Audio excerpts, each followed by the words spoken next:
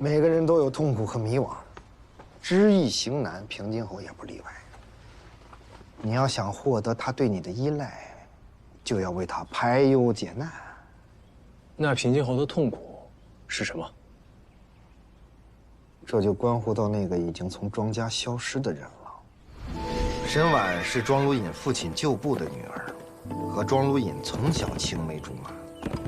但为了重振庄家，庄如隐放弃了沈婉，娶了礼部尚书蒋进的女儿蒋襄，从此平步青云，建功立业。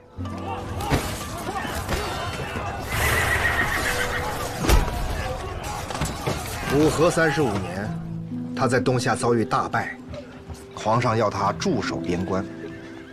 蒋襄不愿跟他吃苦，带着庄知府留在京城。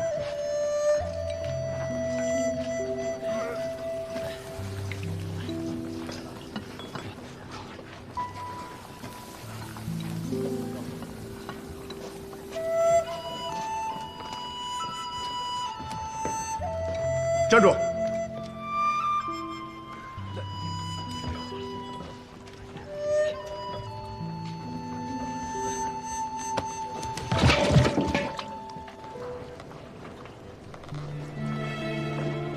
边境苦寒，而有一个人在他荒凉的生命里出现了，那就是沈婉。沈婉多年未嫁，来到边关照看受伤的父亲，终于与庄如隐重逢。两人在边关厮守，并诞下爱子庄之行。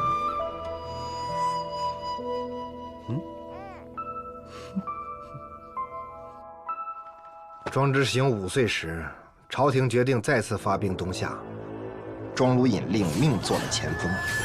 这一次，他大胜东夏，一雪前耻。但就在他名声大振、立下不世之功时，一个不速之客来到了边境。蒋襄带着庄知府来找他，他要与庄如隐重修旧好。庄如隐陷入两难。他一心要做出比父亲更大的功绩，若是冷落了蒋襄，就会得罪当时位高权重的蒋进。可是怎能再次辜负沈婉？就在他左右为难之际，沈婉站了出来，他主动把庄如隐身边的位置还给了蒋襄，而庄如隐没有拒绝。此后，庄如隐终于得偿所愿，封侯拜将，一时间权倾朝野。他自认为可以一碗水端平，不让沈婉受一点委屈，但他小看了蒋襄的野心和手段。你既然在朝堂之上身兼要职，还是要以仕途为重，家里的事情就都交给香儿操持吧。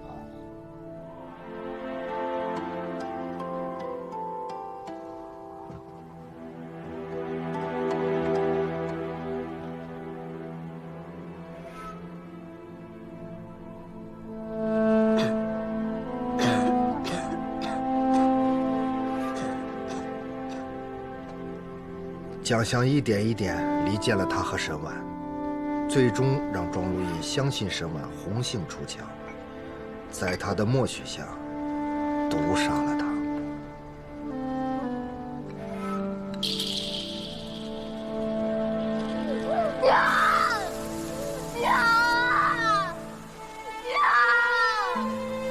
我不要你走啊！我求你了！我求你，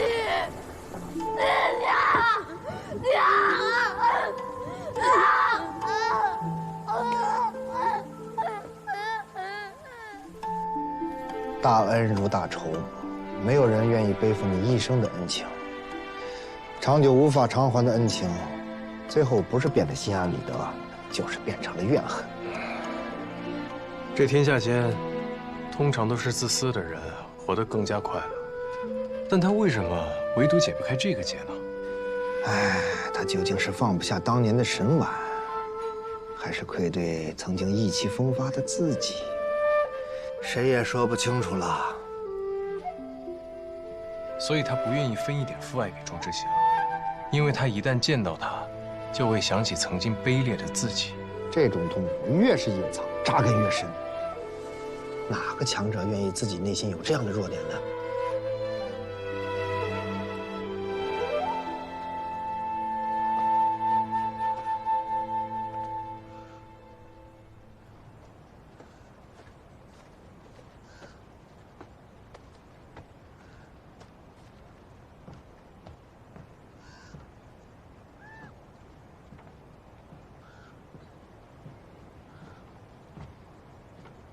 侯爷，您找我。知道为何让你来这儿吗？小人知道这儿是二公子小时候住的地方。侯爷让小人来这里，是因为之前小人说的关于二公子的那些话吗？知行这个孩子，本侯以前很疼爱他。只是后来，他与本侯日渐疏远，而这些年，本侯待他，确实不如知府。知行成了没出息的儿子，本侯是不是也有错？侯爷乃一家之主，遮风挡雨，怎会有错？小人只是在想，外面满园赏心悦目的牡丹，可侯爷却独独来到了这里。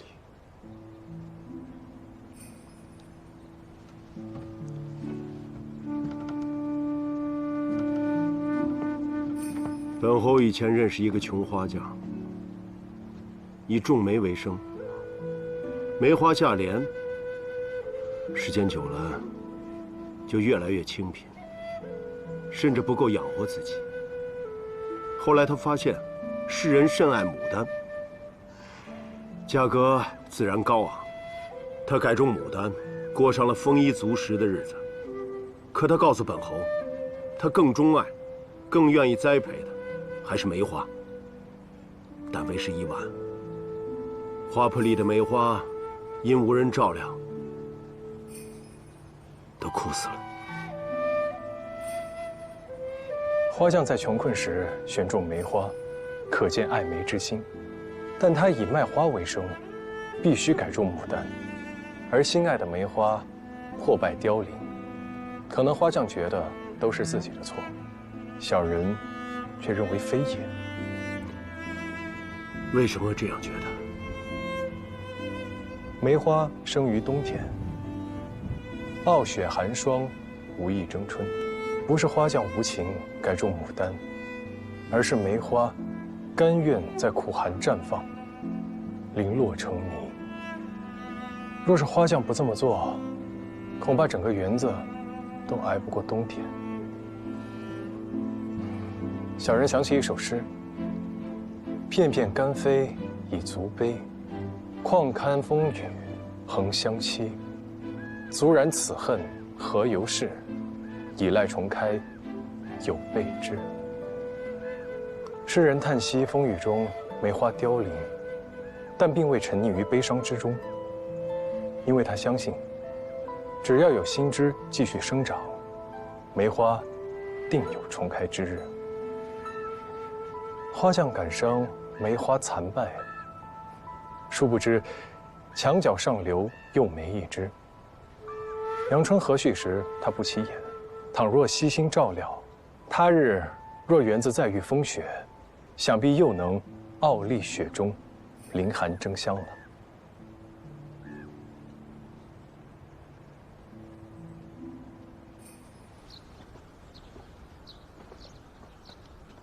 先生之前跟我爹说什么了？他竟然开始询问我的功课。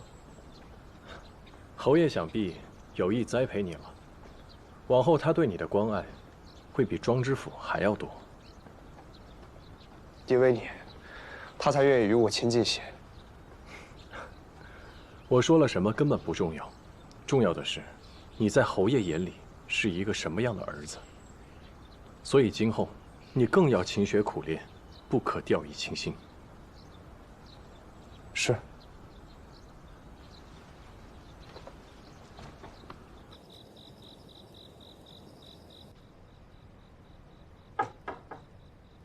谁？大人，是我庄善，侯爷有请。知道了。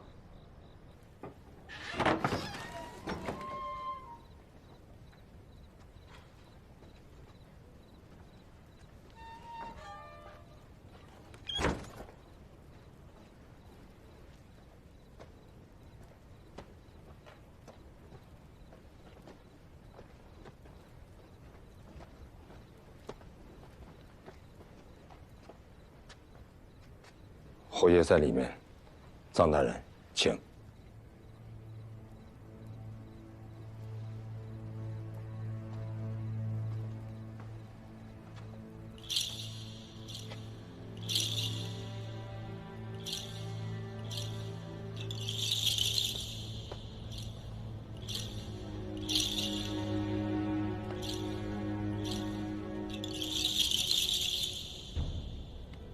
侯爷。每次本侯有心事的时候，就会来这里坐坐。这个地方能让本侯清醒，好好想一些事情。小人愿为侯爷分忧。你觉得傅之松将军的死真的是意外吗？小人不明白。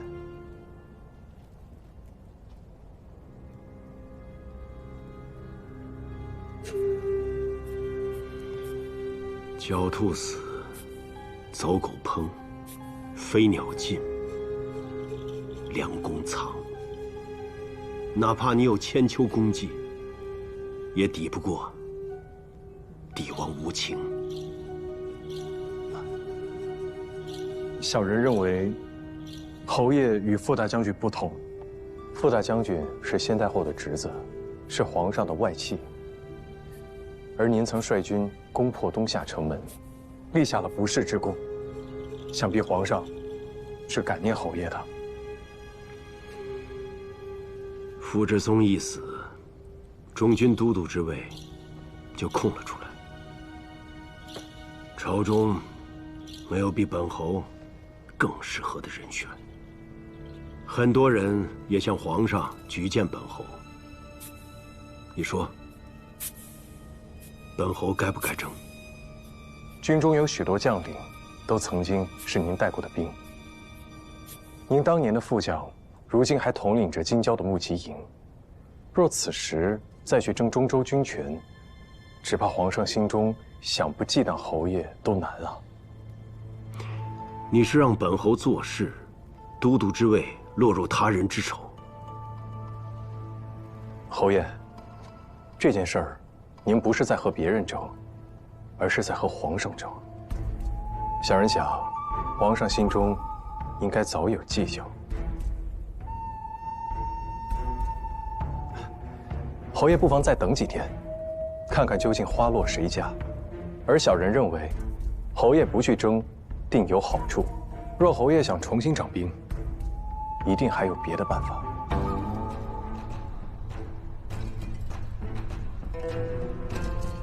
本侯要你为我做一件事。侯爷请吩咐。这件事情一旦知道，将没有回头路。你要想清楚。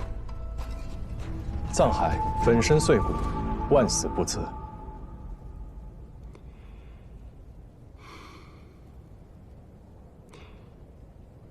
本侯这一辈子只打过一次败仗，打败本侯的不是任何人，是一个叫鬼喜的东西。鬼喜。武和35年，先帝率大军出兵东夏，本侯当时任先锋将军，攻破了东夏多个城池，横扫大半疆土。然而就在即将攻入王都之时，发生了一件诡异之事。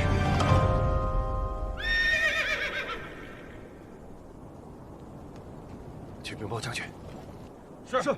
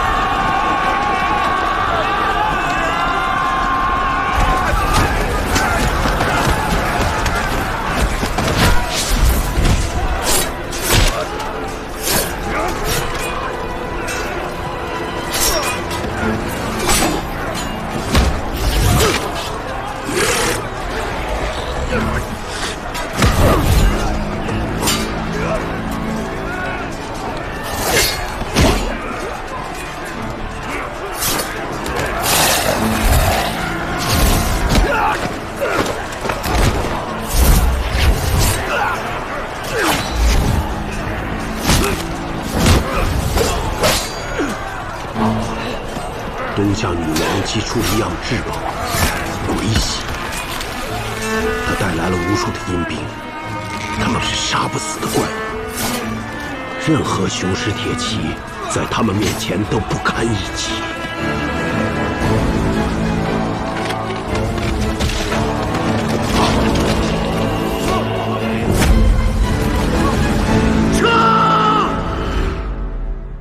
所以本侯发誓，一定要找到鬼玺。6年后，大庸重整兵马，再一次出征东夏。本侯抱着必死的决心出征，但这次东夏没有了鬼玺的庇护，被打得俯首称臣。可本侯驻守东夏3年，却一直没有找到这件宝物。这个东西是一名堪舆师找到的，他在东夏找到了鬼玺，想据为己有。本侯想从他手中夺走，却没能成功。而这个铜鱼，想必和鬼玺有什么关系？说不定他们是一体的。那鬼玺还在那个人身上？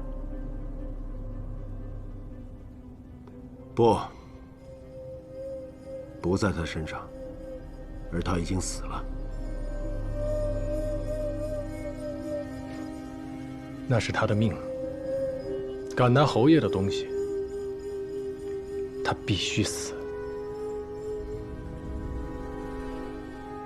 10年了，我找遍了所有的地方，却始终找不到。本来心都淡了，可现在有了你，就不一样了。侯爷是想让我助您找到鬼玺？没错。藏海愿为侯爷效犬马之劳。这件事情就交给你了。是。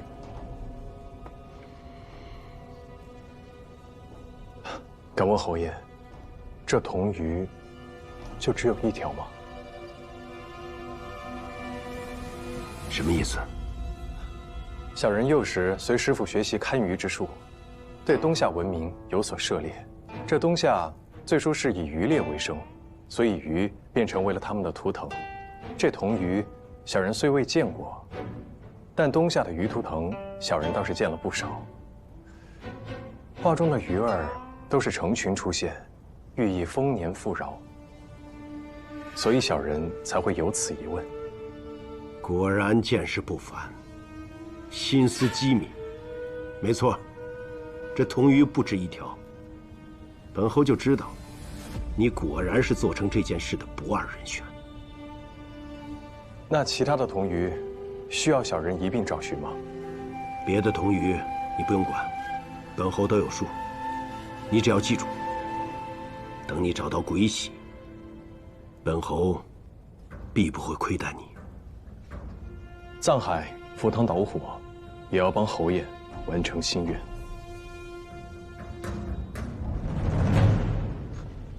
鬼玺，我曾听闻过一些流传在东夏的传说，它被称为昆仑圣母的恩赐，东夏君王的秘宝。可那都是一些虚无缥缈的说法呀！我一直以为那东西只存在于传说中，大庸都无人知晓。没想到竟被你爹找到，还带了回来。我也没想到，我竟然还要帮平津侯去找他。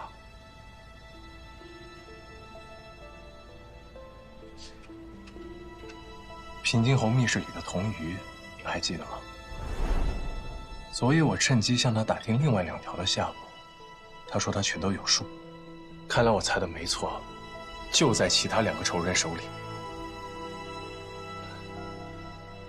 不过，就算平津侯如此信任我，他还是不肯向我透露半分第3个人的事儿。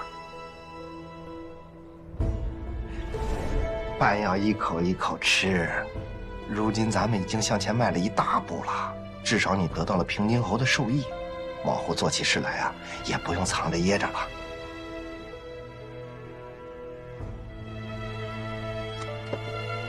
师傅，您说鬼玺真的存在吗？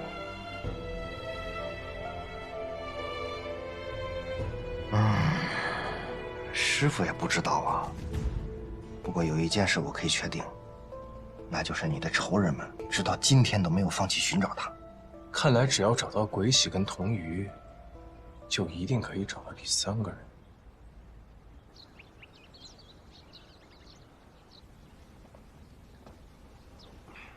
侯爷，夫人，藏海，快坐。坐。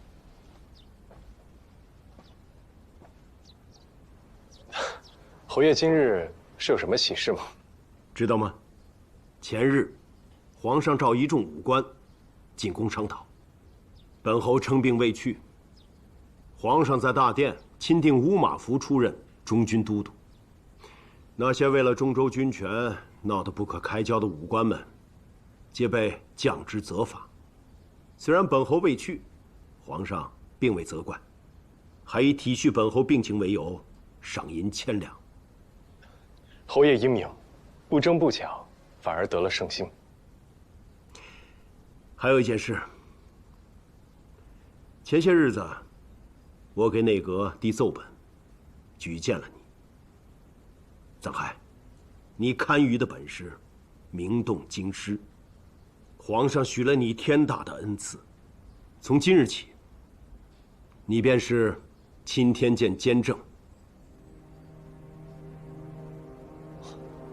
恭喜啊，藏海，不，藏大人。多谢侯爷，多谢二公子。坐。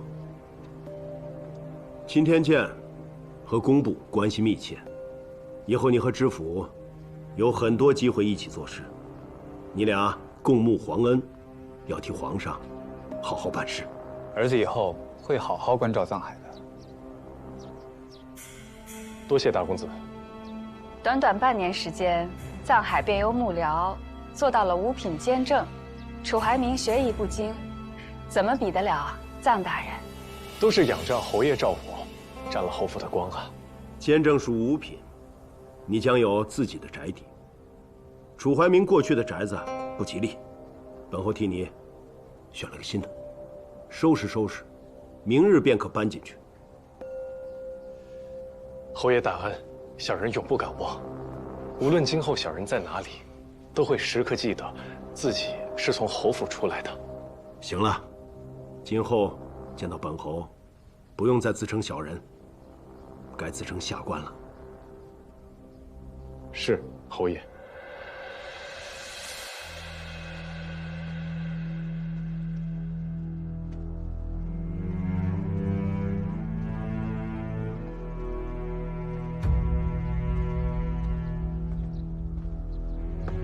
大人，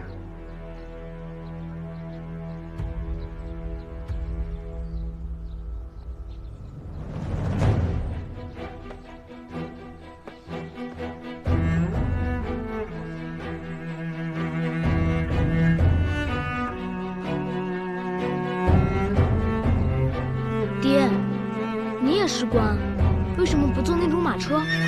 坐马车的是官，2条腿走路的也是官。况且，习惯了坐那种马车，就懒得走路，再也下不来了。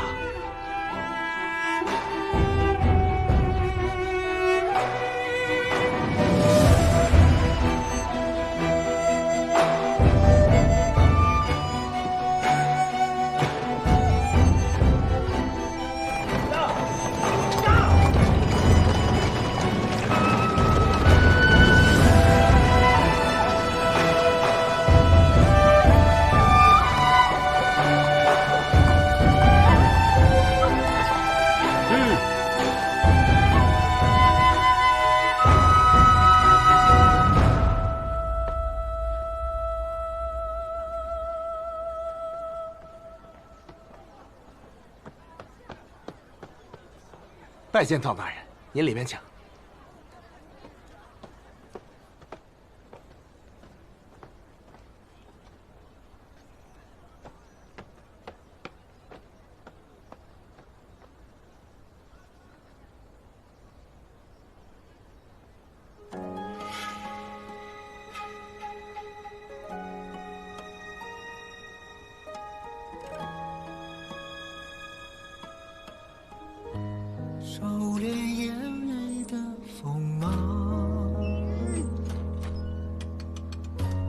掌心念着危险的渴望，惊涛笑里藏，惊雷无声响。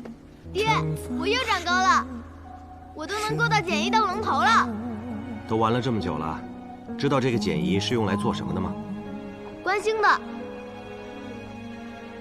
那你知道怎么用它来观星吗？不知道。想不想学？想。过来。你认得上面的4游环吗？嗯。试着转动它。慢一点，慢一点。再来一点，再来一点。对。你再移动上方的窥衡，转动3个刻度。到了晚上，透过这个圆孔，你就能看到天上最亮的那颗星。真的吗？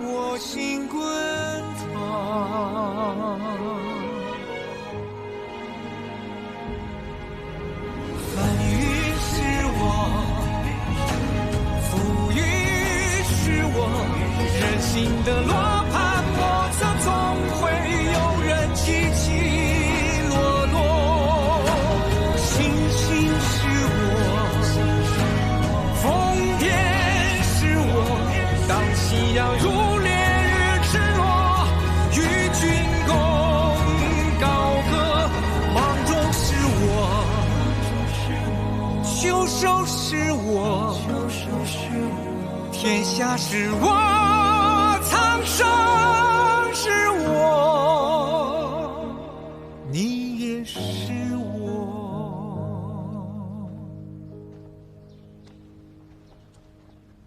拜见监正大人。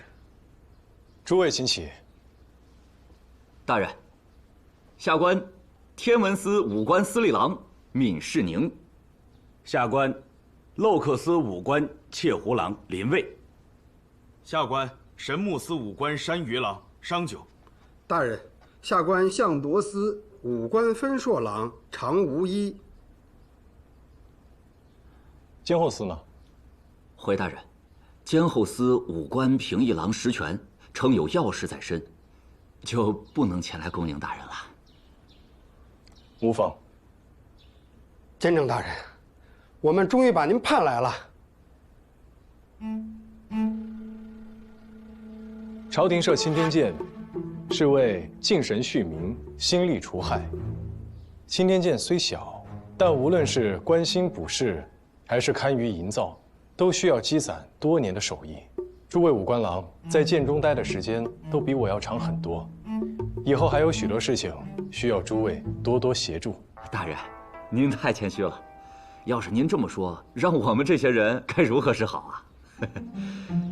大人，下官好奇，大人是如何做到年纪轻轻就升任监正一职的？今日一见，果然不凡。对比之下，下官简直就是朽木烂泥一般。望大人日后不要嫌弃下官的愚笨，还要多多指导，免得让下官露了丑才是。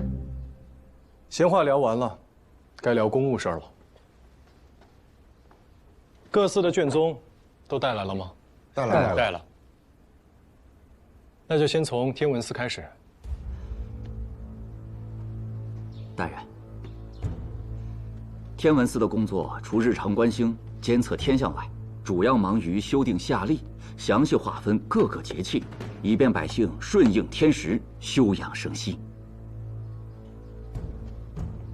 洛克司主要职责为掌调葫芦、报时报更，事情虽小，但重在精细。神木司的日常工作是为营造建设收集木材。今年入春以来，为宫中提供的名贵木材，包括黄花梨木、紫檀木、鸡翅木等，共计3000根。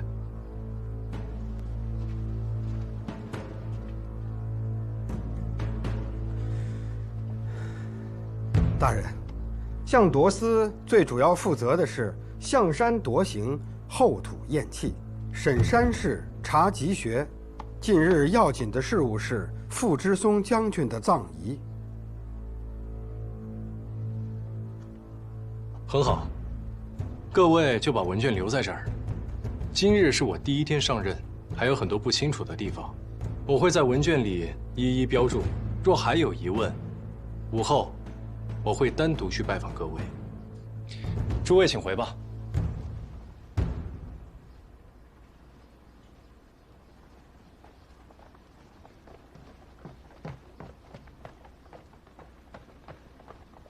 大人，咱们去书房看看嘛。书房的调度和安排，还请您吩咐。不，先带我去监后司看看。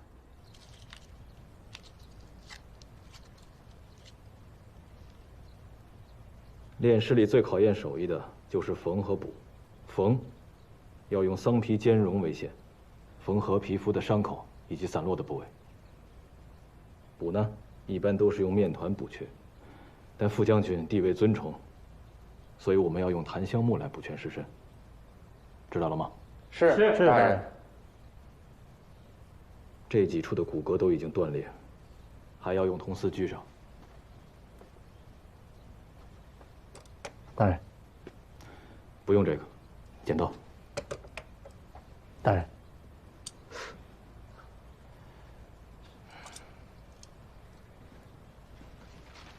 大人，大人，大人，你们谁是实权？大人有事吗？我有话想单独和你聊一聊。你们先出去吧。是。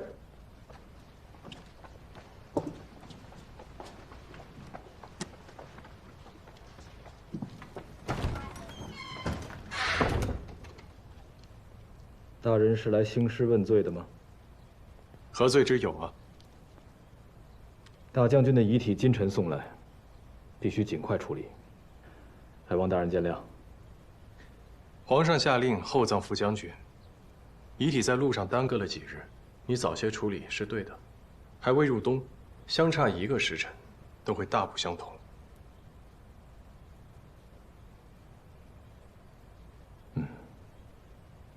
我看你方才是在教他们吧？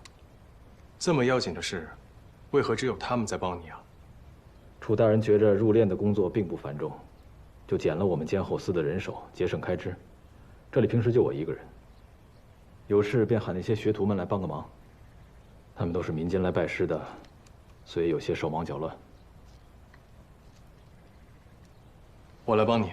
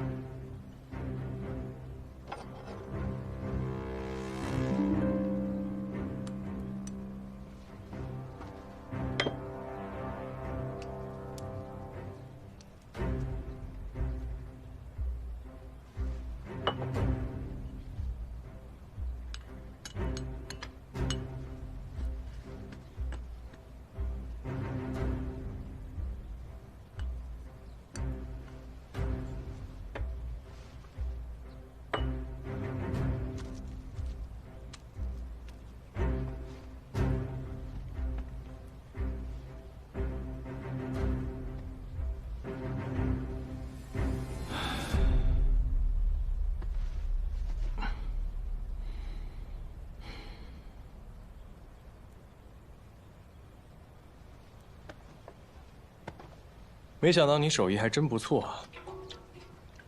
这些我小时候学过，但一直没学好。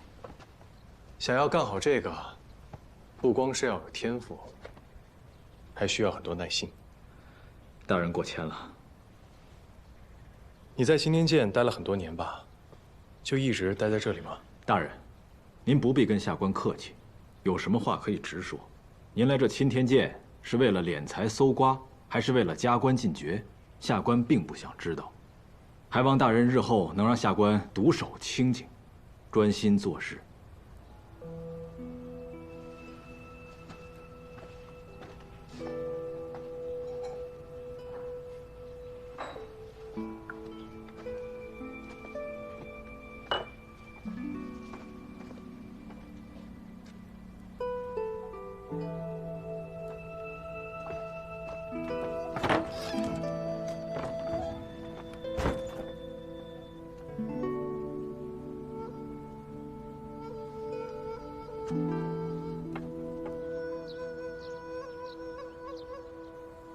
每日这院子里啊，要打扫得干干净净，做到一尘不染。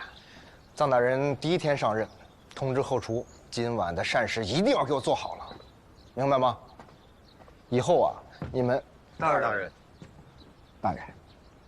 行，下去吧啊。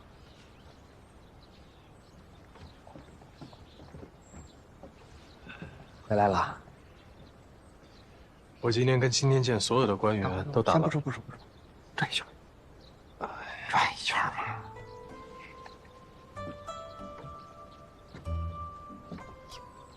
来，走2步。师傅，哎呀，这身衣服还挺衬你的。你到京城第一套衣服就是师傅帮你置办的，如今穿起官服了。好，这要是让星斗老儿看见了，估计又要纠结这袖子两边的长短了。今儿怎么样？快说说。如今的青天剑和我父亲在任时相比，已经完全不一样了。那个时候，所有人都各司其职，私交甚好。只要是我父亲能帮衬的，他一定会尽力帮衬。而如今，所有人都面目模糊，没有一个真诚的。说什么胡话呢？你父亲就是一个做白事生意的小人物，跟青天剑有什么关系？你现在有了官身了，不似从前侯府里的一位幕僚，关注你的人多了。在侯府，只要平津侯相信你就行。在官场上，案件四面八方都有，你要更加小心。师傅说的对，如今的青天剑鱼龙混杂，耳目众多，恐怕未来少不了碰钉子。楚怀明在任时，青天剑为虎作伥的事情，我也听说不少。你听过林府千金失踪一事吗？那是3年前的事了。林家府上的千金刚满13岁，却被鄂国公的大公子看上了，非要纳她为妾。可这大公子比她大了足足30岁呀，林家死活不肯。说来也巧，这大公子因为吸食50散，一命呜呼了。林家以为这事儿就过去了，可谁知道，在他死后第3日，林家千金突然失踪了。你猜最后在哪儿找到的？在哪儿？鄂国公公子的墓里。他是被人活活勒死的，身上穿着新娘子的衣服。唉，可怜林家老两口啊，就此疯了。可大用律明确规定，禁止驾商啊。那是对民间。朝廷对权贵自然是睁一只眼闭一只眼，说不定啊，林家这桩配伤就是青天剑所为。不仅如此，去年10月，青天剑以为达官贵人选坟为由，将京郊王家村果农的果园全部侵占。唉，可怜那些村民状告无门，被迫流离失所。这青天剑是该好好整治一下了。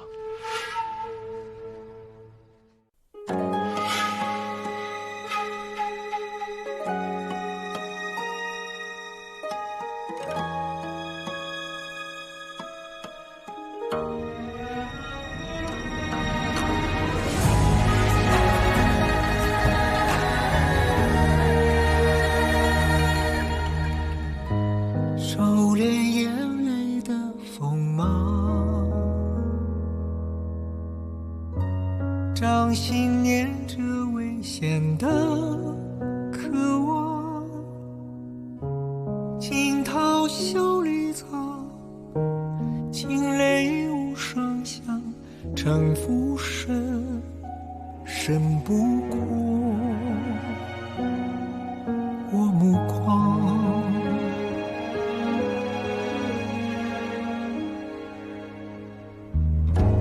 阴谋是我护身的衣裳，阳谋是我纵横的刀枪，用隐忍的狂，苍也不黑，只因为我心滚烫。